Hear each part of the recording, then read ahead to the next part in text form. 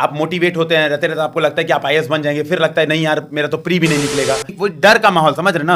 आपको लगता है कि यार ये क्रैश कोर्स नहीं करेंगे तो हमारा प्री नहीं निकलेगा। जीएस ऐसा लिखा था, मुझे यही फील आ रही थी कि मेरी फर्स्ट रैंक तो आनी है। इतने खराब नंबर आए 21 वाले मतलब। हेलो दोस्तों, नमस्कार। मेरा नाम है विभांशु। स्वागत है आप सभी का हमारे एक और नए वीडियो में। दोस्तों, अभी हमारे साथ यूपीएससी हिंदी के गौरव सर बैठे हैं। तो अभी आप लोगों ने कुछ टाइम पहले ही वीडियो देखा था, तब तो सर यूपीएससी हिंदी वाले के नाम से जाने जाते थे, यूपीएससी हिंदी गौरव सर। लेकिन अभी चेंज हो चुका है माहौल पूरी तरीके से, जब से यूपीएससी 2022 का रिजल्ट आया है। तो सर को उसमें 226वीं रैंक मिली है। लगभग यही रहेगा कि आईपीएस सर को जो है मिल जाएगा इस बार। तो सर, सबसे पहले तो आपको हमारे व्यूवर्स और जो वीडियो देख रहे हैं हमारी तरफ से आपको बहुत बहुत बधाई सर। बहुत बहुत थैंक यू सर, और जय हिंद सभी को। अच्छा, एक महीने पहले लगभग हम लोगों ने वीडियो किया था, तब माहौल अलग था। अभी बहुत चीज़ें चेंज हो चुकी हैं, तो कैसा लग रहा है आपको सर? सर वही मैं आपसे बता रहा था उस दिन कि देखिए मतलब कितना प्रेशर फील होता है कि रिजल्ट नहीं आता है तो लोग खूब उठ पटांग कमेंट करते हैं। और अभी तो ऐसा हो रहा है कि जहाँ जाओ वहीं पे सेल्फीज सेल्फीज सेल्फीज, तो अलग से सेलिब्रिटी वाली फीलिंग आ रही है। तो दोस्तों, आप लोगों ने वो वीडियो नहीं देखा है तो उसका लिंक हम वीडियो के डिस्क्रिप्शन बॉक्स में दे देंगे, आप लोग जाकर देख सकते हैं। और इस वीडियो में हम चर्चा करने वाले हैं क्योंकि बहुत सारे हिंदी मीडियम के छात्र हैं और हमारे साथ सर बैठे हैं। सर का भी मीडियम हिंदी रहा है। तो आज के इस वीडियो में मतलब पूरी बुक लिस्ट के बारे में चर्चा करने वाले हैं, जो कि आप लोग जानना चाहते हैं। और सर से थोड़ा हम और भी जो चीज़ें आप लोग जानना चाहते हैं उस पर चर्चा करने वाले हैं। सर, जैसे कि अभी आपने जो है 2022 का पीसीएस का भी जो है मेंस दिया, उसके बाद इंटरव्यू दिया था। तो मतलब वहाँ पर सिलेक्शन नहीं हो पाया था और यहाँ पर हुआ। तो इसके विषय में आप क्या कहना चाहेंगे, क्योंकि लोग तो मानते हैं पीसीएस हल्का होता है। देखिए सर, असल में क्या था कि जैसे जब दोनों एग्ज़ाम होते हैं आपके, यूपीएससी का पेपर जिस दिन ख़त्म हुआ था उसके एक दिन के गैप के बाद पीसीएस का एग्ज़ाम था। तो एक बड़ा कारण ये होता है कि एग्जॉस्टनेस थोड़ी हो जाती है। ऊपर से दोनों एग्ज़ाम का पैटर्न सिमिलर है लेकिन कुछ चीज़ें अलग हैं, जैसे और जो कि सर फाइनल लिस्ट में असर डालती है। जैसे आप देखेंगे जनरल हिंदी का पेपर, यूपीएससी में जनरल हिंदी मैटर एकदम नहीं करती है। यूपी पीसीएस में जनरल हिंदी का एक पेपर होता है जो पूरे नंबर जुड़ते हैं। दूसरा चीज़ आता है ऐसे। अब ऐसे राइटिंग में क्या होता है कि ऐसे राइटिंग में यूपी पीसीएस में 600 से 700 शब्दों में लिखना होता है, यूपीएससी में 1200 शब्दों में लिखना होता है। तो एक दिन के गैप में ये चीज़ें अकोमोडेट कर पाना मुझे बहुत टफ टास्क लगा। मे भी ये बहुत बड़ा कारण था। और दूसरा बहुत बड़ा कारण था कि मुझे जीएस में नंबर बहुत खराब। अभी मैं मार्कशीट देखी तो मतलब ये तो मुझे भी ये बात नहीं समझ में आ रही है। मैं इनके चैनल से ही प्रॉपर आपको बता रहा हूँ, पहली बार मुझे जीएस में यूपी पीसीएस में 355 नंबर मिले, जो कि मतलब मैं सोच के परेशान था कि इतने ख़राब क्यों मिले जीएस में नंबर। जबकि मैंने खूब जम के जीएस ऐसा लिखा था, मुझे यही फील आ रही थी कि मेरी फर्स्ट रैंक तो आनी है जीएस के बदौलत, लेकिन जो पता नहीं। अभी सर से हमारी बात भी हो रही थी, सर बता रहे थे कि एकदम श्योर थे कि मतलब बहुत अच्छी रैंक मिलने वाली है। अच्छा, हम यहीं पर सर एक चीज़ और जानना चाहेंगे, जैसे कि अभी क्या है, कुछ टाइम pहले यूपीएससी का पेपर हुआ, उसके पहले पीसीएस का पेपर हुआ। तो यूपीएससी का पेपर जब से हुआ है पूरे यूट्यूब पर मतलब जितने भी टीचर्स हैं सब पूरा हाहाकार मचा है कि मतलब यूपीएससी का ट्रेंड चेंज हो रहा है। तो उसको देखते हुए बहुत सारे छात्र मान लीजिए साथ में तैयारी करने का निर्णय लेते हैं यूपीएससी और पीसीएस का। तो वो निर्णय सही होगा साथ में तैयारी करने का? देखिए सर, जब से पैटर्न चेंज हुआ है, ऑप्शनल हट गया है यूपी पीसीएस से, तो अब आपके पास गेम थोड़े अलग हैं। क्योंकि आपको यूपी पीसीएस के लिए आपको जीएस 5 और 6 नए पढ़ने हैं प्रॉपर, यूपीएससी के लिए आपको ऑप्शनल पढ़ने हैं। फिर अगर आपका दोनों एग्जाम में अगर प्रीलिम्स निकल जाता है तो आपको पहले ये देना है, फिर एक दिन के गैप पे ही आपको दूसरा एग्जाम देना है जिसका सिलेबस पूरा अलग है। तो मेरे हिसाब से अब ये बिल्कुल तार्किक नहीं हुआ कि आप दोनों एग्जाम साथ में दीजिए। बेटर अप्रोच मेरे हिसाब से ये होगी कि आप प्रीलिम्स दोनों साथ में दे लीजिए। अगर आपको, क्योंकि प्रीलिम्स का सिलेबस सेम है, तरीका एकदम सेम है, बस 150 क्वेश्चन 100 क्वेश्चन का अंतर है। अगर मान लीजिए केवल एक निकलता है प्रीलिम्स, तब तो एक ही मेंस देना है, कोई टेंशन ही नहीं है। मान लीजिए दोनों निकल जाता है प्रीलिम्स, तो मेरे हिसाब से यूपीएससी पे उस साल फोकस कर लीजिए, तब यूपी पीसीएस को गैप मार दीजिए। क्योंकि यूपी पीसीएस में 42 ईयर्स तक आप एग्जाम दे सकते हैं, यूपीएससी में आपके अटेम्प्ट्स काउंट होते हैं, जनरल के लिए 6 ही अटेम्प्ट है। तो मेरा ये सजेशन रहेगा कि यूपीएससी यूपी पीसीएस दोनों निकल जाता है प्रीलिम्स, तो केवल एक पे फोकस करना है, नहीं तो केवल एक ही। सबसे बेस्ट अप्रोच ये रहेगी, स्टार्टिंग में डिसाइड कर लो कि इस साल मुझे क्या देना है। पहले ही अगर फिक्स कर लेंगे तो पूरे साल के समय पे आप उस चीज़ पे फोकस, क्योंकि भाई आपको यूपी पीसीएस देना है तो आपको जीएस 5-6 पढ़ना है, यूपीएससी देना है तो आपको ऑप्शनल पढ़ना है। पहले से क्लियर रहेगा तो साल के एंड तक आप ऑप्शनल खत्म कर लेंगे, मामला खत्म। तो एक पे ही फोकस करिए, मेरा सजेशन तो यही रहेगा। अच्छा, जब आपने मतलब जब से अपना एग्ज़ाम देना स्टार्ट किया है तो कितना एग्ज़ाम आपने पीसीएस का दिया है, कितना आपने यूपीएससी का दिया है? तो देखिए मैंने 2018 से यूपीएससी का एग्ज़ाम देना शुरू किया था। तो सबसे पहले मेरा यही ख्वाहिश थी कि मैं आईआईटी से पास आउट हूँ, तो मैं पीसीएस वीसीएस नहीं दूंगा, मैं एक ही एग्ज़ाम दूंगा। अच्छा, उस साल मैंने आरएएस भी फॉर्म भरा था राजस्थान के, क्योंकि मैं बचपन में वहीं पे रहा हूँ, तो मुझे ये फील था कि मैं आरएएस भी दूंगा तो राजस्थान भी जाने का हो सकता है मौका मिले। तो मैं आरएएस का एग्ज़ाम देने नहीं गया, टिकट विकट मेरी हो नहीं पाई ट्रेन की, तो मैं गया नहीं। यूपीएससी का मैंने मेंस लिखा, यूपी पीसीएस का उस साल मैंने फॉर्म नहीं भरा था। तो फिर 18, 19, 20 ये 3 बार यूपीएससी के अटेम्प्ट लगातार दिए, फिर एक अटेम्प्ट 1 साल ब्रेक लिया, फिर ये 22 वाला एग्जाम यूपीएससी के, तो 4 अटेम्प्ट यूपीएससी के हो गए। यूपी पीसीएस मैंने 19, 20, 21, 22 ये 4 अटेम्प्ट यूपी पीसीएस भी दिए। यूपी पीसीएस में ये हुआ कि 2019 में मेरा प्री हो गया और अच्छे खासे नंबर से हुआ, तो मैं मेंस देने नहीं गया, क्योंकि यूपीएससी का प्रीलिम्स बस नज़दीक था, मतलब एक हफ्ते बाद यूपीएससी का प्रीलिम्स था, तो मैं मेंस देने नहीं गया। उस साल मेरी तैयारी यूपी पीसीएस की बहुत अच्छी थी। फिर सेकेंड अटेम्प्ट 2020 में मैं गया यूपी पीसीएस का एग्जाम देने, क्योंकि यूपीएससी के जस्ट बाद था। तो उस बार मेरी रैंक आ गई थी, डिस्ट्रिक्ट यूथ वेलफेयर ऑफिसर मुझे मिल गया था। 21 में मैंने ऑप्शनल चेंज कर दिया था, तो तैयारी मेरी एकदम नहीं थी। ज्वाइन नहीं किया था आपने 20 वाला? हाँ, 20 वाला छोड़ दिया, डिस्ट्रिक्ट यूथ वेलफेयर ऑफिसर छोड़ दिया कि भाई नहीं करनी है इसको ज्वाइन। फिर 21 वाला मेंस दिया हूँ मैं, और मैं ये भी यहीं पे बता रहा हूँ, इतने ख़राब नंबर आए 21 वाले मतलब मेंस में, क्योंकि मेरी तैयारी ऑप्शन चेंज की थी। ऑप्शन मुझे 154 नंबर मिले थे, दोनों पेपर मिला के, एक पेपर में नहीं, दोनों पेपर मिला के 154 नंबर मिले थे। मतलब अब तक का सबसे वर्स्ट परफॉर्मेंस 21 का पीसीएस था। फिर 22 वाला दिया, तो वही इंटरव्यू था, लेकिन सिलेक्शन नहीं हुआ था फाइनल। अच्छा, यहाँ पे जैसे कि मतलब शुरुआत कैसे हुई थी आपकी यूपीएससी जर्नी की? देखिए, शुरुआत ये थी कि किराना स्टोर की दुकान थी। अभी आप घर पे आए होंगे तो बाहर आपने देखा होगा कि वो कटा हुआ रास्ता था, तो वहीं पहले वो किराना स्टोर की दुकान थी। तो न्यूज़पेपर्स में पढ़ते थे कि ये जो मई जून का मौसम है ना, रिजल्ट का मौसम होता था। आईआईटी के रिजल्ट आए तो खूब हंगामा हुआ, तो ऐसा लगता था ये क्या चीज़ है। तो बड़े जो अगल बगल कुछ निकल जाते थे तो उनके घर में, जैसे अभी मेरे घर में सेलिब्रेशन चल रही है, खूब पटाखे वो फूट रहे हैं, तो अगल बगल वाले देख रहे होंगे।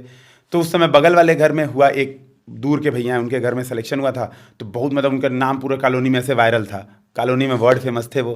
तो मुझे लगा यार ये तो बड़ी अच्छी चीज़ है। कुछ दिन बाद आईएएस का भी रिजल्ट आया, इसमें भी खूब हंगामा हुआ। यूनिवर्सिटी में लोग बुलाए जाते थे, पेपर में रोज निकलता था, आज इनसे आप क्वेश्चन पूछ सकते हैं, इनसे पूछ। तो मुझे दिमाग में ये था यार ये दो बहुत तोप लोग हैं, ये ज़िंदगी में कुछ तो करना है।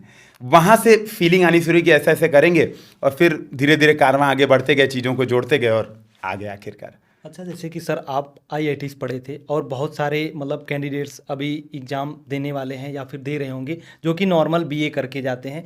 वो लोग सोचते हैं, उनके मन में कहीं ना कहीं ये होता है कि आईआईटी वाले बीटेक वाले सिलेक्शन उन लोग का ज़्यादा होता है। तो मतलब आप इसके ऊपर क्या कहना चाहेंगे, मतलब किन उसमें जो है किन को ज़्यादा मेहनत करनी पड़ती है? देखिए, एक जो बात सच है जो आपने बोली है, बहुत सारे रिजल्ट्स आपको इंजीनियरिंग बैकग्राउंड के दिखेंगे। इवन मैं एक बार ये देख रहा था, यूपीएससी में नॉन सेलेक्टेड लोगों की लिस्ट जो आती है, यूपीएससी जारी करता है जब नॉन सेलेक्टेड होते हैं ना इंटरव्यू देके, उसमें मैं देख रहा था लाइन से बीई बीटेक, एक आध एमबीबीएस, लाइन से यही दिख रहे थे, एक आध बीच में लॉ, एक आध दो बीए।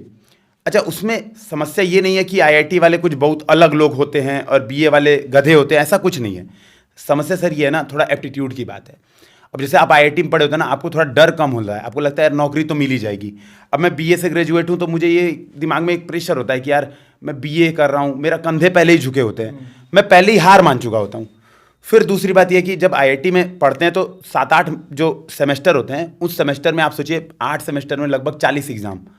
वो एग्ज़ाम आपका जो एग्ज़ाम के प्रति डर होता है ना, वो डर ही खत्म हो जाता है। बीए वालों को ये थोड़ी सी प्रॉब्लम, बीए वाले क्या करते हैं भाई, जनरली भाई एक दो कॉलेज हैं जैसे डीयू के, तो रिजल्ट में दिखते हैं वो लोग।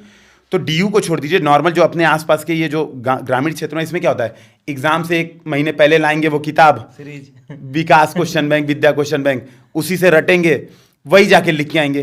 तो सर ये माहौल जो है ना पूरा, और सर यूपीएससी का एग्जाम ये है कि यूपीएससी में आपको इन्वॉल्व होना पड़ता है पूरी तरीके से, तो माहौल का अंतर है मेरे हिसाब से, बाकी टैलेंट का कोई अंतर नहीं है। अच्छा, अब जैसे कि हम बुक लिस्ट वगैरह की तरफ चलें, क्योंकि जो छात्र होते हैं हिंदी मीडियम, कहीं ना कहीं वो अच्छे बुक सोर्स की तलाश में रहते हैं, तो आप अपनी जो भी बुक लिस्ट फॉलो किए थे शुरू से लेकर अंत तक, वो बताइए सर। देखिए, मैं इसमें एक बात सबसे यही बोलूँगा, मल्टीपल सोर्स बिल्कुल मत फॉलो कीजिएगा। मतलब मैंने नहीं किया, अभी मैं आपको अपनी जो मेरी पढ़ी हुई किताबें दिखाऊंगा। घर में बहुत सारे लोग तैयारी कर रहे थे, सबकी अलग अलग हैं। मैंने सबसे पहले तो एनसीईआरटी, और मैं मानता हूँ कि बेस मजबूत होना चाहिए। बड़ी बिल्डिंग बनानी है, लंबी लड़ाई रखनी है, तो बेस मजबूत होना चाहिए। और देखिए सर, मैं आपसे बता रहा हूँ, जो रियल बात यह है कि जीएस में मेरे तीनों अटेम्प्ट में जो मैंने इंटरव्यू दिया है, तीसरा जीएस में मेरे 400 के आसपास स्कोर तीनों में रहे हैं। सबसे बड़ा कारण ये था कि मैंने एनसीईआरटी बहुत ढंग से पढ़ी थी। एनसीईआरटी मतलब मैंने ढंग से पढ़ाई की थी, वो बहुत ज़्यादा जरूरी है। सेकंड लेवल पे मैं बेसिक किताबें की मैंने, तो बेसिक किताबें मैंने पॉलिटी के लिए लक्ष्मीकांत की, फिर आपका मॉडर्न हिस्ट्री के लिए स्पेक्ट्रम की, मीडिएवल और जो प्राचीन भारत होता है उसको मैंने नहीं किया क्योंकि मैंने देखा था यूपीएससी ज़्यादा क्वेश्चंस नहीं पूछते हैं। लेकिन हाँ, किया था किस तरीके से, इन दोनों चीज़ों को किस तरीके से किया था कि एनसीईआरटी से कवर तो हो ही गई थी ये दोनों चीज़ें, भाई एनसीईआरटी पढ़ते तो दोनों चीज़ हो जाती हैं। दूसरी जो चीज़ें जो थोड़ा मोड़ा गैप रह गया था उसको मैंने टेस्ट सीरीज सॉल्व करके भर लिया था कि भाई मुझे एनसीईआरटी समझ में आ गई थी, जो क्वेश्चन यूपीएससी पूछता है वो टेस्ट सीरीज से मैनेज हो गया था, तो ये हो गया था। फिर आर्ट एंड कल्चर के लिए मैंने पढ़ी थी नितिन सिंघानिया। अब रहता है इकोनॉमिक्स। इकोनॉमिक्स के लिए मैंने कोई बुक नहीं पढ़ी क्योंकि मैं रमेश सिंह खरीद के लाया था, वो हिंदी वाली मुझे समझ में नहीं आ रही थी, मतलब बहुत क्लिष्ट हिंदी थी, तो वो मुझे एकदम बाउंस जा रही थी। तो मैंने कुमार अमित सर से 1 महीने 1.5 महीने क्लासेस ली थी, ठीक है, तो वो वाले जो नोट्स थे उन्हीं के नोट्स वही मैंने पढ़ी थी इकोनॉमिक्स के लिए। अब बचता है इन्वायरमेंट और साइंस एंड टेक। तो साइंस एंड टेक के लिए मैंने कुछ नहीं पढ़ा, इस वाले से मैंने कुछ नहीं पढ़ा क्योंकि मेरा आईआईटी का बैकग्राउंड है, और कॉलेज में मैंने बहुत सारे इलेक्टिव सब्जेक्ट, स्पेस टेक्नोलॉजी और ऐसे ऐसे सब्जेक्ट ले रखे थे जिसको मुझे पता था कि यूपीएससी में काम आने वाले हैं, तो मैंने वो सब्जेक्ट इलेक्टिव ले लेके वहाँ पे पढ़ाई कर ली थी। फिर एक चीज़ जो रहती है इन्वायरमेंट, इन्वायरमेंट के लिए मैंने क्या किया था, ये जो दृष्टि की क्विक बुक आती है, ठीक है, क्योंकि शंकर आईएएस इंग्लिश में थी, बहुत टफ थी, दृष्टि की क्विक बुक इन्वायरमेंट के लिए मुझे सही लगी थी, तो मैंने ये कर लिया था। तो ये मेरी बेसिक किताबें थी। फिर मैंने क्या किया था, बेसिक किताबों के पैरेलली टेस्ट दिए थे, तो मैं अभी आपको नोट्स दिखाऊंगा, आप में भी उसका एक पन्ना किनारे ऐड कर दीजिएगा। मैंने क्या किया था, जो बेसिक किताब ना उसको रीडिंग की, ठीक है, नोट्स मैंने बताए थे टेस्ट सीरीज के, तो बेसिक किताबें रीड करके नोट टेस्ट सीरीज के बनाए थे, और टेस्ट मैंने बहुत सॉल्व किए थे। मतलब अभी इस अटेम्प्ट में तो उतने नहीं सॉल्व किए थे, फर्स्ट अटेम्प्ट में मैंने प्रीलिम्स के करीब 100 टेस्ट सॉल्व किए थे, और 100 नोट्स है मेरे पास, तो प्रूव 100 टेस्ट फर्स्ट अटेम्प्ट में, सेकंड अटेम्प्ट में लगभग 100 आसपास, थोड़ा कम अधिक, तो इतने मैंने टेस्ट खूब सॉल्व किए थे, तो वो चीज़ें रटी थी, मतलब जो टेस्ट देता था तो उसके नोट्स बना के रखता था। फिर ये यहाँ पे हो जाता है, रही बात जो करंट अफेयर्स, एक जो बहुत इंपॉर्टेंट बचता है, तो करंट अफेयर्स के लिए मैंने स्टार्टिंग में द हिंदू स्टार्ट किया था, लेकिन 1 महीने मुझे समझ में आया कि मेरी औकात से बाहर है द हिंदू, मेरे बस की नहीं है तो फिर मैंने द हिंदू छोड़ के, फिर मैंने किसी ने सजेस्ट किया मुझे, तो मैंने विजन आइस की मंथली मैगजीन स्टार्ट की। वो मुझे बेस्ट लगी, इस वजह से बेस्ट लगी क्योंकि अभी तो क्या है, उसमें पीछे क्विज आता है, क्विज तुरंत सॉल्व करिए, मैगजीन पढ़िए, तो आपका कंप्लीट हो जाता है प्रिपरेशन। तो मैंने ये बेसिक चीज़ें पढ़ी थी। अच्छा, शुरुआत में एनसीईआरटी जब सुनते हैं टॉपर से लोग, तो मतलब सोचते हैं कौन कौन से सब्जेक्ट पढ़े हैं और कितने क्लास तक की पढ़े? देखिए, क्लास 6 से 12, ये सर बहुत बढ़िया क्वेश्चन है क्योंकि अभी कमेंट्स में भी आपसे पक्का पूछे जाएंगे, सर ओल्ड पढ़ना है कि न्यू पढ़ना है तो एनसीईआरटी क्या होता है, क्लास 6 से 12 तक की न्यू वाली।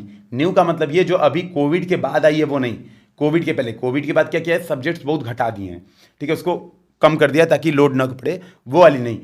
न्यू एनसीईआरटी जो कोविड के प्री कोविड थी, उसमें भी आप अगर सर्च करेंगे ncrt.nic.in पर, तो वहाँ पर आपको सारी पीडीएफ्स मिल जाएंगी, तो आपको उसके लिए परेशान भी नहीं होना है, इधर उधर भटकना भी नहीं है। तो क्लास 6 से 12 तक की सारी पढ़नी है, उसमें भी जैसे मैथमेटिक्स नहीं पढ़ना है। साइंस एंड टेक के लिए आपको 6 से 9 तक की पढ़नी है।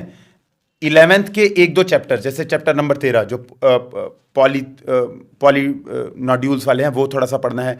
फिर 12th की 1-2 चैप्टर्स हैं जो बायोटेक और आपका इन्वायरमेंट के लिए जरूरी हैं, तो वो 1-2 चैप्टर्स पढ़ने हैं, वो अभी मैं बता दूंगा सर को, वो नीचे डिस्क्रिप्शन में डाल देंगे जो चैप्टर्स नंबर है। एक पीडीएफ आपका देखा था हमने, वहाँ पर आपने शायद बताया था। हाँ, वो आप अपने चैनल पे, टेलीग्राम चैनल पे शेयर कर दीजिएगा, तो मैंने क्लास 6 से 12 तक की कौन कौन से इवन चैप्टर्स पढ़ने हैं वो भी उसमें बता रखा है।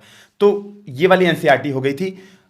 जो सबसे बड़ी बात यह है कि एनसीईआरटी रटने की कोशिश और नोट्स बनाने की कोशिश नहीं करनी है, क्योंकि ये अप्रोच वाली बहुत बड़ी मैटर करती है। क्योंकि हम लोग क्या करते हैं, जनरली एनसीईआरटी पढ़ते हैं, तुरंत नोट्स बनाना शुरू करते हैं। फिर ये होता है, जैसे मेरा नाम गौरव त्रिपाठी है, एनसीईआरटी कंप्लीट करके नोट्स बनाए, तो एनसीईआरटी रिटन बाय गौरव त्रिपाठी। तो आपको एनसीईआरटी केवल इंजॉय करके रीडिंग करनी है, पीछे के क्वेश्चन सॉल्व कर पाइए तो कर पाइए, बेस्ट तरीका, और कुछ नहीं करना है इसका। अच्छा, एथिक्स वगैरह के लिए क्या चीज़ें आपने की थी? हाँ, ये सर बहुत बढ़िया क्वेश्चन था, मेरे दिमाग से स्किप हो गया था, मीन्स स्किप हो गया था बिल्कुल, तो सॉरी। एथिक्स के लिए मैंने विजन का जो क्लासरूम मटेरियल है, एथिक्स के लिए मैंने इसको किया था। और इसको मैंने क्या किया था, पहले तो रीडिंग की थी, फिर मैंने क्या किया था, देखिए मैंने रीडिंग की थी पूरा 380 पेज को मैंने पूरी रीडिंग की थी, लेकिन मैंने नोट्स पूरे के नहीं बनाए थे। मैंने नोट्स वही बनाए थे जो प्रीवियस ईयर क्वेश्चंस में आए हुए थे। तो प्रीवियस ईयर क्वेश्चंस वाले जितने टॉपिक्स थे, मैंने क्या किया था, सबके शॉर्ट डिफिनीशन एग्जाम्पल ये मैंने कर लिया था। तो मेरा ये तरीका था बेसिकली एथिक्स के लिए। अच्छा, आपका ऑप्शनल सब्जेक्ट क्या था और उसके लिए आपने क्या सर सोर्स फॉलो किया था? ऑप्शनल में मेरे साथ बहुत ट्रेजेडी हुई थी और मेरा जो 2000 मुझे सर आईएएस 2019 में ही बन जाना चाहिए था कायदे से। इतना जो लंबी जर्नी हुआ ना, तो ऑप्शनल ने बहुत डुबाया मुझे। तो सबसे पहले मैंने भूगोल ऑप्शनल लिया था। भूगोल ऑप्शनल लिया, मैंने खूब मेहनत भी की, खूब प्रैक्टिस की और आलोक रंजन सर के यहाँ क्लास भी की थी, लेकिन मुझे नंबर नहीं मिले। तो भूगोल ऑप्शनल पहले चुना। फिर जब पहले वाले का मार्कशीट आया तो मैंने देखा मेरे नंबर बहुत कम है। उस बार जब 2018 में मैंने अटेम्प्ट दिया था तो मुझे 225 नंबर मिले थे भूगोल में। अब सुनिएगा, 225 नंबर 18 में अटेम्प्ट में मिले थे, जिसमें मेरे इंटरव्यू कॉल भी नहीं आई थी। तो मुझे लगा कि यार ठीक है, पहला अटेम्प्ट था तो हो सकता है तैयारी नहीं सही है। तो अगली बार मैंने मतलब अपने आप को पूरा झोंक के मैंने तैयारी की कि इस बार जितनी प्रैक्टिस हो सके करूँगा। खूब टेस्ट सीरीज सॉल्व की, खूब आंसर राइटिंग की प्रैक्टिस की। फिर मुझे नंबर 213 मिले, घट गए मेरे नंबर। जब तक मार्कशीट आई तब तक क्या हुआ, अगला अटेम्प्ट आ चुका था। मतलब 3 दिन बाद, आप देखिए जैसे प्रीलिम्स हो गया ना, प्रीलिम्स मार्कशीट आने ही गए, 1 दिन बाद प्रीलिम्स हो गया। अब मजबूरी थी, प्रीलिम्स दे दिया मैंने, तो मजबूरी था कि भूगोल ऑप्शनल फिर से लेना है। लेकिन मैं हार चुका था हिम्मत। मुझे ये फील आ गई थी कि यार अब मेरा भूगोल से सिलेक्शन नहीं हुआ, क्योंकि मैंने इतनी मेहनत की थी, 213 आए, तो मैंने हिम्मत हार ली। फिर उस साल मुझे मिले 203 नंबर, तीसरे अटेम्प्ट में नंबर और घट गए भूगोल में। तो फिर मैंने यही डिसाइड किया कि अब मेरा भूगोल से नहीं चलेगा। मैंने 1 साल का ब्रेक लिया, हिंदी लिटरेचर लिया। फिर हिंदी लिटरेचर से इस बार मुझे 263 मिले और मेरा सिलेक्शन हो गया। अच्छा सर, तो मतलब आपने कहाँ से सोर्स क्या फॉलो किया था हिंदी का? हाँ, हिंदी लिटरेचर के लिए देखिए मैं कहूँगा सीधे कोई भटकने की जरूरत नहीं है। सीधे सीधे दृष्टि के जो नोट्स हैं, अच्छा उसमें बहुत सारे लोग कमेंट में डाउट पूछते हैं अभी, सर वो पेन ड्राइव वाले नोट्स लें कि क्लासरूम मटेरियल वाले नोट्स लें, कौन से लें? सारी चीज़ें एकदम सेम हैं। पहली बात, कोई चीज़ में कोई अंतर नहीं है। क्लासरूम वाले को 6 फाइल में बना दिया है, कुछ कुछ को 13 में बना दिया है, लेकिन कंटेंट अंदर का एकदम सेम है, तो कोई अंतर नहीं है। वो एक ले लीजिए, उसको रीड करिए। अप्रोच यही रहेगी। मैंने सर यही किया था कि मेरे बड़े भैया हैं, तो बड़े भैया ने क्या किया था, और मैंने 7 साल के प्रीवियस ईयर क्वेश्चन उनके हर पॉइंट्स पे मैंने क्या किए थे, कुछ एक्स्ट्रा कंटेंट, तो दृष्टि की बुकलेट थी उससे रीड किया था, लेकिन हर क्वेश्चन पे, क्योंकि भाई इनोवेशन कुछ रहना चाहिए, नहीं तो नंबर एग्जामिनर को पता है कि यार सब वही पढ़ रहे हैं। तो उसके लिए हमने क्या कहते, गूगल कर करके रोज एक एक साल के टारगेट कर करके एक दो दो पॉइंट ऐड करते गए थे। तो ये तरीके से तैयारी की थी दृष्टि के नोट्स। और हाँ, एक चीज़ जो मैं बताना भूला था, मैंने 25-30 लेक्चर भी किए थे, विकास सर के जो लेक्चर मुझे मिल गए थे। तो मैंने, क्योंकि लेक्चर मुझे मिल गए थे सारे, लेकिन बात ये थी अभी यार एक रिक्वेस्ट और है, कोई मांगना मत लेक्चर, क्योंकि अब वो सारे लेक्चर पे कॉपीराइट लग चुके हैं और सारे ब्लॉक हो चुके हैं। मेरा लक अच्छा था कि मुझे उस समय मिल गए थे। 25-30 लेक्चर मैंने वहाँ से किए थे, तो मुझे आइडिया लग गया हिंदी का कि हाँ ऐसे पढ़ना है। फिर मैंने ये कंप्लीट किया था हिंदी का। जो यूपीएससी और पीसीएस को जो कैंडिडेट्स होते हैं उनको मेंटोरशिप भी देते हैं, और आप अपना पढ़ाई भी करते थे, तो मतलब दोनों के लिए समय आप कैसे निकालते थे? कितना आप अपने पढ़ाई को देते थे समय? ये बहुत मुश्किल था सर, और मैं सीरियसली बता रहा हूँ कि मतलब बहुत बुरी कंडीशन नहीं रहती तो शायद ऐसा लगता बीच में कि यार छोड़ो यार पढ़ाई करते हैं, कि बहुत फ्रस्ट्रेटिंग था बीच बीच में। इसमें ये होता था कि देखिए एक बार जब आप सिलेबस कंप्लीट कर चुके होते हैं तो फिर एक चीज़ हो जाती है कि आपकी पढ़ाई ना एक स्थिरता पे प्राप्त कर लेती है, फिर आप बहुत ज़्यादा वैल्यू एडिशन नहीं कर सकते। तो फिर मैंने क्या किया था, बेसिकली मैंने कैरियर में भी ना, जो प्लान बी बार बार लोग जो कहते हैं चिल्लाते भी हैं, तो मैंने यही सोचा था कि मैं ऐसा पढ़ूं या फिर मुझे जो करना है मैं ऐसा ही करूं कि मैं तैयारी से जुड़ा रहूं, और अगर इन केस मेरा सिलेक्शन नहीं होता है तो मैं इस फील्ड में एक्सेल कर जाऊंगा। तो मैंने यही किया था कि मैं वही चीज़ पढ़ाता था। मतलब मैंने जियोग्राफी पढ़ानी स्टार्ट की, जो जियोग्राफी मेरे नंबर कम मिल रहे थे, मैंने वही चीज़ पढ़ाई यूट्यूब पे क्वेश्चन आंसर की। मैंने क्या किया, मेंस, जबकि मैं बता रहा हूँ सर कोई देखता नहीं है वीडियो, इतनी अच्छी वीडियोस हैं अभी भी। लोग जो लोग देखते हैं ना, सेलेक्टेड लोग, आप देखिएगा अभी रश्मि मैम एसडीएम बनी है, उनसे मेरी फ़ोन में बात हुई थी, उन्होंने बताया सर मैंने वो 60 क्लासेस वो छोटे छोटे मैंने 2-2 बार एक बार देखी थी। मैंने पेड आपका नहीं ज्वाइन किया था क्योंकि मुझे डर लग रहा था, नई कोचिंग है पता नहीं क्या पढ़ाएंगे, लेकिन वो मैंने सारी की थी। तो वो जो देखता है उसके लिए तो सही है। तो मैंने क्या किया था ना, मुझे पता था कि मेरी कमजोरी है मेंस आंसर राइटिंग, तो हम यूट्यूब पे वही चीज़ पढ़ाएं, मेंटरशिप भी वही करें जो हमारी कमजोरी है। तो उससे मेरा भी बेनिफिट हुआ था, और जो स्टूडेंट्स थे, क्योंकि हमने स्ट्रगल किया था उसके लिए, धक्के खाए थे, तो माजरा बराबर हो गया। तो मेरी पढ़ाई रुकी नहीं थी, मेंटरशिप के कारण मेरी पढ़ाई रुकी नहीं थी। नहीं सर, जैसे कि आपसे हम ये जानना चाहेंगे, क्योंकि बहुत सारी बातें तो हुई, लेकिन बहुत सारे बच्चे कमेंट्स जरूर करेंगे कि आपने कहीं कोचिंग ज्वाइन की थी पूरी तैयारी के दौरान कि नहीं? देखिए मैंने इस पे मतलब एक प्रॉपर बताया भी है एक वीडियो में। देखिए मैंने कोचिंग का, मैं आपको बहुत शॉर्ट बता रहा हूँ, मैंने सबसे पहले 2016 में एक जगह कोचिंग की थी, 2016 में 7 साल पहले।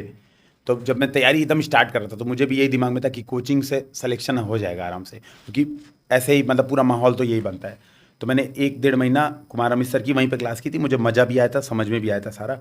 फिर जब सेकंड क्लास चली थी मुझे कुछ समझ में नहीं आया, और जो कोचिंग का एडमिनिस्ट्रेशन था बड़ा ख़राब था। अब पता नहीं क्या भी जो भी माहौल था, मतलब वहाँ से मेरा झगड़ा वगड़ा हो गया, मैंने फीस मांगी, रिफंड उफंड नहीं हुआ, मतलब मामला आया गया होगा। फिर मैंने ये डिसाइड किया था कि अब कोचिंग नहीं करूँगा। हाँ, तो कोचिंग नहीं की डायरेक्ट, लेकिन मटेरियल सब कोचिंग के यूज़ किए, क्योंकि मटेरियल तो आपके पास अवेलेबल होते हैं। ये तो बिल्कुल मूर्खता होगी कि आपके पास मटेरियल है और आप कसम खा लो कि नहीं नहीं हम अपना खुद का रिसर्च करेंगे, खुद का बनाएंगे तब पढ़ेंगे। मैंने सारे कोचिंग का मटेरियल यूज़ किया लगभग। तो मैंने विजन से टेस्ट सीरीज सॉल्व किए हैं, प्री की टेस्ट सीरीज मैंने विजन की खूब लगाए हैं। हिंदी लिटरेचर पूरा कंटेंट दृष्टि का यूज़ किया है, बस अपने वैल्यू एडिशन किए हैं। टॉपर्स कॉपी भी दृष्टि आईएएस की यूज़ किया है। इवन मैंने बताया कि दिव्यकीर्ति सर के मैंने 25 वीडियो भी देखे थे हिंदी साहित्य वाले, तो ये मैंने दृष्टि से भी प्रॉपर किया। दृष्टि का एक प्रोग्राम चलता था, मेंस मेंटरशिप प्रोग्राम, अब एक, तो उसमें भी क्योंकि वो फ्री था, जैसे जिसका प्री हो जाता है यूपीएससी का उसको वो फ्री दे देते हैं, तो मैंने वो भी ज्वाइन किया था। तो वो मैंने केवल कंटेंट के लिए ज्वाइन किया था। मतलब मैं अभी आपको मैं भी दिखाऊंगा अभी बाद में मोबाइल ऐप में, कॉपी नहीं चेक हुई थी मेरी। मैं ईमानदारी से, मतलब कंप्लेन भी मान लीजिए दृष्टि वालों से थोड़ा कर दे रहा हूँ आपके वीडियो के माध्यम से, मेरी कॉपी नहीं चेक हुई थी और मैं थोड़ा इरिटेटेड था कि यार एग्जाम हो गया है, कॉपी तो चेक हो जानी चाहिए थी। तो जब मैंने, क्या हुआ था, ये मेंटरशिप वाले में कंटेंट वंटेंट मिल जाते थे, सही कंटेंट थे, अच्छे कंटेंट थे, और जो आप कह सकते हैं कि क्वेश्चन आंसर की बुकलेट वो दे देते थे, तो ये तो वो अच्छा करते थे। लेकिन कॉपी चेकिंग होती नहीं थी जो टेस्ट सीरीज में हम लोग लिखते थे। तो क्या हुआ, एक दिन विकास सर की क्लास थी, तो विकास सर की क्लास थी लाइव। उस दिन ये था कि विकास सर बात करेंगे और ऑनलाइन वाले भी अपना कमेंट करके डाउट पूछ सकते हैं। तो फिर मैंने उस दिन धमकी दी, मैंने मतलब बोला, मैंने वीडियो में, मतलब उनको व्हाट्सएप पे जो मैम थी उनको मैंने कहा कि मैम आज मैं सर से कंप्लेन करूंगा कि मैं फर्स्ट्रेट हो चुका हूँ, मेरी कॉपी चेक होगी, मुझे पता ही नहीं चल रहा है कि मैं इंप्रूवमेंट क्या करूँ, और बहुत गलत बात है, आज मैं सर से कंप्लेन करूंगा। उसी दिन शाम को, अच्छा मैं वीडियो में लाइव गया भी नहीं देखने, मैं बस गुस्सा आ रहा था। नहीं होता है कि आप एकदम फ्रस्ट्रेट होते हैं। और असल में एक चीज़ और बता रहा हूँ, देखिए मुझे अब समझ में आता है वो गुस्सा मेरा इलॉजिकल था। गुस्सा इसलिए इलॉजिकल था, मैं था एग्जाम के फ्रस्ट्रेशन में, वो फ्रस्ट्रेशन मेरी जा नहीं रही थी, तब मैंने वो मैम के ऊपर निकाला कि यार ये क्या बात हुई। मतलब फिर शाम को उन्होंने कॉपी चेकिंग भेजवाई, उसी दिन शाम को जो मैंने धमकी दी। अब मैंने कॉपी चेकिंग देखी तो हंसने लगा, उसमें क्या था, टिक मार के नंबर मिले थे, कोई सजेशन था ही नहीं। तो मैंने कहा यार इससे बढ़िया मैम बिना चेक किए भेज देती, तो वही ठीक था। तो ये मेरी कोचिंग का यही कहानी है कि हाँ, ये एक बार मैंने पीटी 365 प्री की ज्वाइन की थी पेड 2019 या 18 में, क्योंकि जब आप प्रीलिम्स देने जाते हैं थोड़ा डर, नहीं वो डर का माहौल, समझ रहे ना, आपको लगता है कि यार ये क्रैश कोर्स नहीं करेंगे तो हमारा प्री नहीं मिलेगा, वो डर का माहौल खत्म करने के लिए ज्वाइन की। तो मैंने 2-4 क्लासेस की थी, फिर मुझे लगा कि यार उनसे जल्दी मैं पीटी 365 की जो बुकलेट आती है वो पढ़ लूंगा। तो मैंने बुकलेट पढ़ी, पैसा दे के बुकलेट पढ़ी, क्लासेस नहीं कर पाया मैं। तो ये मेरी कोचिंग रही है। अच्छा सर, जैसे कि आपने कई बार इंटरव्यू दिए तो काफ़ी डिमोटिवेशन काफ़ी जाता है, क्योंकि आप पूरा एंड तक जाते हैं, उसके बाद फिर से आपको एक साइकिल में फिर से शुरुआत करनी पड़ती है। तो उससे आप अपने आप को कैसे मोटिवेट करते थे, और हमारे जो साथ व्यूअर्स जुड़े हुए हैं उनको आप क्या सलाह देना चाहेंगे इसके बारे में? देखिए सांप सीढ़ी का गेम होता है। सांप सीढ़ी में वो जो लंबा वाला सांप होता है लास्ट में 99 पे काटता है, सीधे नीचे 0 पे भेजता है, ठीक है। अभी हम लोग खेलते हैं सांप सीढ़ी, रखी है मैंने इसीलिए रखी है। तो वो क्या होता है, वो लाइफ तो ऐसी ही है। अच्छा उसमें भी एक चीज़ होती है, जब आपका लक साथ देता है तो आप पास भी कर जाते हैं। हाँ, सीधे आप 94, 95 सीधे 100 छः, बिल्कुल। तो कहीं ना कहीं एक चीज़ दिमाग में थी कि यार पास तो करेंगे, कभी ना कभी हो सकता है लक साथ दे। मैं बजरंग बली को जैसे आपको बताया कि मैं तो मतलब आप देखेंगे सामने ये माहौल रूम का, तो मैं बहुत मतलब अंदर से मेरी भक्ति बहुत रहती है उसमें। जो दूसरा जो सबसे बड़ा फैक्टर है, मतलब सबसे बड़ा इस आध्यात्मिकता से भी बड़ा फैक्टर है, मेरे दोनों भाई। तो मेरे दोनों भाई जैसा अगर सपोर्ट आपको कहीं मिल जाए ना, और 2 भाई के समान ही दोस्त, रमन और निशांत, ये ऐसे 4 लोग अगर आपको मिल जाते हैं तो आपकी ज़िंदगी सेट हो जाती है। फिर आपको परेशान नहीं होना पड़ता है। फिर होता है कि आपको इतना सपोर्ट है कि ख़त्म नहीं। और जो पाँचवा जो बड़ा फैक्टर है, पाँचवा बड़ा फैक्टर है, एक मेरा दोस्त था, जब मैं बहुत फाइनेंशियल क्राइसिस में था, मैं वो बता रहा हूँ, तो वो भी एक छोटी सी बात है। जब बीच में ऐसा लग रहा था कि मुझे अब तैयारी छोड़ के मुझे नौकरी करनी चाहिए, तो मेरा एक दोस्त था, यूएस में रहता है, यूएस में काम करता है, गौरव जिंदल नाम है। तो मैंने फ़ोन किया उसको, मैंने कहा यार हुआ ये कि मैंने जब जो आप डिमोटिवेशनल बोल रहे हैं, तो मैं अपना बता रहा हूँ कि मैं कितना ज़मीन पे जा चुका था एक बीच में, ऐसा मेरी कंडीशन थी। तो मैंने इंडियन बैंक से लोन लिया था, उस समय इलाहाबाद बैंक था, तो मैंने 5,69,000 रुपये का लोन लिया था, एग्जैक्ट पूरा अमाउंट सब चीज़ बता रहा हूँ। तो कॉलेज स्टूडेंट लोन लिया था मैंने, कॉलेज से निकल गया, नौकरी की नहीं अपनी ज़बरदस्ती के कारण कि यूपीएससी देंगे। और टैलेंट तो सर था, देखिए पहले अटेम्प्ट में अगर ज्योग्राफी में नंबर खराब नहीं आते तो सिलेक्शन हो जाना था फर्स्ट अटेम्प्ट में, मतलब सेकंड अटेम्प्ट में हो जाना था सिलेक्शन। अब क्या हुआ कि लोन हो गया एनपीए, मैं कुछ काम कर नहीं रहा था। अब वो जो लोन रिकवरी एजेंट थे वो एकदम घर के पीछे पड़ गए थे, मतलब रोज़, अब पापा मेरे बैंक में हैं तो रोज़ धमकी दिलाते थे, और पापा की भी तबीयत थोड़ी डिस्टर्ब थी, पापा को रूमेटाइड अर्थराइटिस है, तो वो थोड़ा सा बहुत परेशान हो जाते थे, बहुत दर्द होता था, इतना ज़्यादा दर्द होता था कि कई बार चल नहीं पाते थे। उसमें एक पैनिक ये कि बोलते थे मतलब वो बैंक वाले कि आपकी नौकरी खत्म हो जाएगी, सस्पेंड हो जाएंगे, पैसा नहीं जमा, क्योंकि पापा गारंटर थे मेरे। अब वो माहौल बड़ा टेंशन में हो गया था, मतलब एकदम सब लोग घर में परेशान थे। तो फिर मैंने क्या किया, गया बैंक में, बातचीत की, तो बैंक वाले ने कहा देखिए एक ऑप्शन आपके पास ये है, आप इसको किस्त बनवा लीजिए। तो 5,69,000 का लोन, चूंकि जमा किया नहीं था, ब्याज बढ़ के हो गया था 10,48,000, इतना ब्याज बढ़ गया था उस पर। मैंने कहा अरे 10,48,000 मैं भर ही नहीं पाऊंगा, मतलब घर बेच दूं, क्या करूं, घर वो जो है वो भी मेरा लोन पे है। तो मैंने यही बात की, तो उन्होंने कहा देखिए अभी गवर्नमेंट की एक स्कीम आई है, one time settlement scheme, OTS, तो इसमें आप 70%, जो आपका 5,69,000 का अमाउंट है, इसका 70% आप जमा कर देंगे तो आपका काम बन जाएगा। मैंने कहा यार 70%, और लेकिन वो वन टाइम करना है। मैंने कहा भाई 4 लाख कहाँ से लाऊंगा मैं वन टाइम, मतलब मेरी औकात दिख रही है आपको, मैं हाफ पैंट पहन के गया था, जो उस समय की कंडीशन थी वही था। मैंने कहा आपको दिख रहा है, ऐसे ही मैंने बात की मैनेजर से, मैंने कहा आपको दिख रहा है मैं 4 लाख कहाँ से एक बार लाऊंगा। तो उन्होंने कहा देखो लाना तो पड़ेगा और कोई ऑप्शन नहीं है, 90 दिन का तुम्हारे पास समय है पहली बार। तो उन्होंने स्कीम बताई कि 90 दिन का समय इसमें जमा करना है। मान लीजिए आप 90 दिन में नहीं जमा कर पाते हैं, तो आप कुछ पैसे अगर जमा कर देते हैं 1 लाख या 50,000, तो आपको फिर से 90 दिन का और समय दे देंगे। लेकिन अगर आप उस 90 दिन में नहीं जमा कर पाते, यानी 6 महीने में, तो आपको फिर से जीरो से सारा भरना पड़ेगा और फिर NPA वाली कार्यवाही होगी। अब मैं दिमाग में तो यही था ना भाई, 4 लाख रुपए 180 दिन में तो संभव ही कैसे है, जबकि मेरा इंटरव्यू था, जबकि वही फरवरी में मेरा इंटरव्यू था।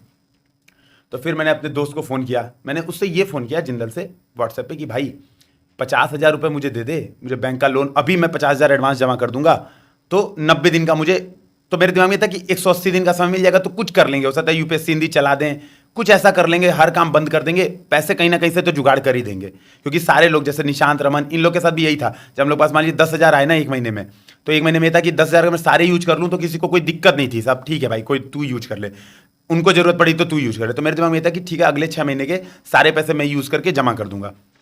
तो दोस्त ने कहा बात क्या है, उसने मेरे से पूछा बात क्या एग्जैक्टली। तो मैंने क्या किया, जो लेटर था 4 लाख कितना हज़ार, मैंने उसको भेज दिया। तो उसने कहा भाई ये बात है, तू शांति से। मैंने कहा यार मेरा पढ़ाई में मन नहीं लग रहा, बड़ा फ्रस्ट्रेट हो रहा हूँ, मुझे लग रहा है कि मैं तैयारी छोड़ दूंगा एकदम। तो भाई तू शांति से तैयारी कर। तुरंत उसने क्या किया, अकाउंट में पैसे तुरंत के तुरंत, USA से ट्रांसफर होने में 1 हफ्ता लगता है, मतलब USA से आपके अकाउंट में, क्योंकि वो डॉलर से कन्वर्ट होके वो किसी अलग अलग उससे आता है, बड़ा झंझट होता है, 1 हफ्ता लगा। मतलब जो होता है ना कि टेंशन, एकदम पैनिक हो रहा है आदमी, टेंशन खत्म, उसने पूरे के पूरे एक बार में पेमेंट कर दो। और सबसे बड़ी बात है, उस भाई ने मेरे से पैसे कभी मांगे नहीं, कभी नहीं मांगे पैसे, मतलब एक बार उसने सामने से कहा कि मुझे पैसे चाहिए। मतलब मैं हूँ, अगर मैं मान लीजिए मैंने आपको उधार दिए 4 लाख, तो मेरे दिमाग में एक बार को जरूर ये रहेगा कि यार पैसा पता नहीं डुबा देगा, मिल जाएगा कि नहीं मिल जाएगा। उसने एक भी बार पैसे नहीं मांगे। दूसरी सबसे बड़ी पता है क्या हुआ, जब वो आया दिसंबर में, तो मेरे लिए आईफोन खरीद के ले आया वहाँ से। इतना तो मैं वही कह रहा हूँ, तो मेरे लिए जो एक्सटर्नल मेरा माहौल था ना, वो बड़ा सपोर्टिंग माहौल मुझे मिला। पता नहीं मेरा लक हो सकता है, या हो सकता है बजरंग बली को जो मैं मानता हूँ उनकी कृपा है।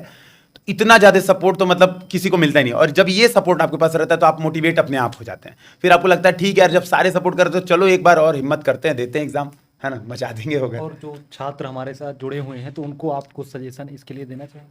उनको मैं भी उनको यही कहूँगा, अपनी परिस्थितियों से निपटिए, अपनी परिस्थितियों से डरिए मत।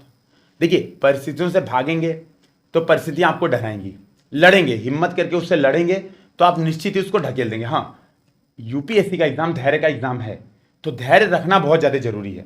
उसमें डीमोटिवेशन नो डाउट एक पार्ट है। आप मोटिवेट होते हैं, रहते रहते आपको लगता है कि आप IAS बन जाएंगे, फिर लगता है नहीं यार मेरा तो प्री भी नहीं निकलेगा। तो मोटिवेशन डिमोटिवेशन की साइकिल है, वो चलेगी। अब डिपेंड आप पे करता है कि आपके अंदर इमोशनल इंटेलिजेंस कितना है। और अगर आपके अंदर इमोशनल इंटेलिजेंस है, जो कि UPSC की रिक्वायरमेंट है, तो निश्चित ही आज नहीं तो कल आपका आना है, मतलब श्योर है। थोड़ा समय लगेगा, 3 साल लग सकते हैं, मेरी तरह 4 अटेम्प्ट लग सकते हैं, लेकिन रिजल्ट आएगा, ये श्योर है। Okay sir, thank you so much. आपने बहुत ही अच्छी मतलब बातें हमारे व्यूअर्स को बताई, बहुत डिटेल में हम लोगों ने बात की आज के इस वीडियो में। और व्यूअर्स की तरफ से और हमारी तरफ से आपका बहुत बहुत धन्यवाद। बहुत बहुत आभार, और आपने इतना बढ़िया डिस्कशन भी किया। जय हिंद, जय भारत सभी।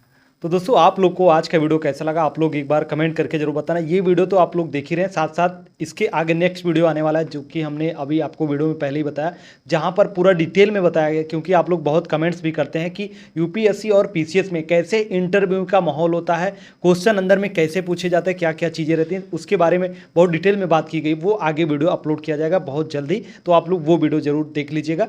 तो आज वाला वीडियो कैसा लगा आप लोग एक बार कमेंट करके जरूर बता दीजिएगा। एंड चैनल पर पहली बार है, चैनल को सब्सक्राइब कर नोटिफिकेशन बेल को प्रेस कर दीजिएगा। चलिए फिर मिलते हैं अपनी किसी नेक्स्ट वीडियो में, तब तक के लिए जय हिंद, वंदे मातरम।